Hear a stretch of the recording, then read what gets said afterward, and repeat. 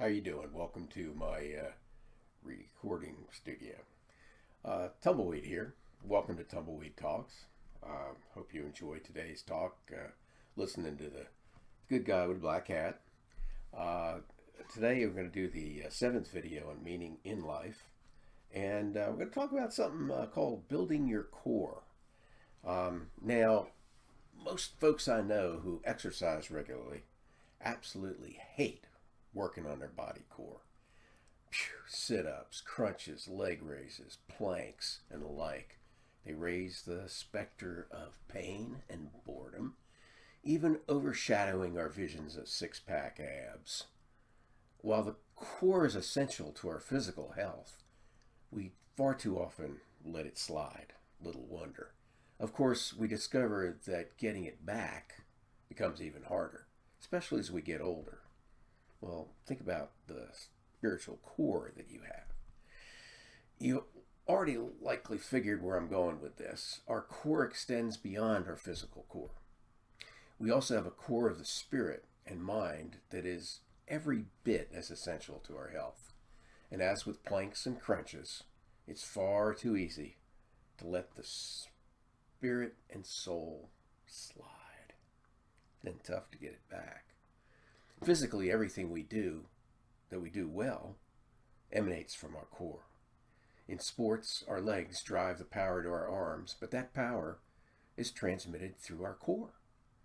The phenomenon is similar with our mind or soul and our spirit. We intuitively understand that if we don't constantly work our brain to build knowledge, we become mentally lazy. This lethargy from not exercising our minds extends into our lives. We are ever more challenged to engage people, stay on track in our careers, build families, and extend our reach into God's world. Logically, to me, this same thinking extends to our spirit.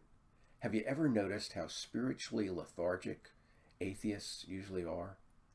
Admittedly, it's tough to keep up with your life in terms of spiritual rules when you're worried about being consistent in a relativistic life. Atheists really don't have a core spiritual strength at all. Can we change our attitude toward our core? At a recent sermon, the pastor challenged everyone with, "Is it ever too late to change?" Well, wait one second. We just took a leap from dealing with the challenges we face from the outside world to dealing with us changing within. Okay, I snuck that one in.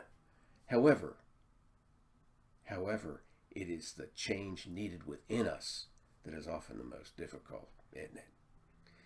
It is made tougher by our being so close to it.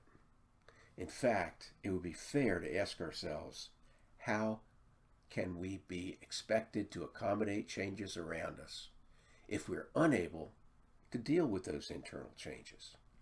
Tumbleweed postulates that God has equipped us for taking on change. Let's get a little more specific. What I'm getting at is our reaction to change. Do we close ourselves off, isolating from change? Frankly, most people today refuse to take ownership of the problems they need to change. We tend to compartmentalize as a form of a shield or mask. Our pride gets in the way, lest we admit to weakness. We deny it, and by virtue of not recognizing the need for this change, we refuse to change. If, however, mind this, we build our spiritual core through our faith in Christ and exercise it through regular prayer and Bible reading, it's amazing how quickly that spiritual core can be built and how easily it can be maintained. So there you have it. Building and maintaining your core takes attention.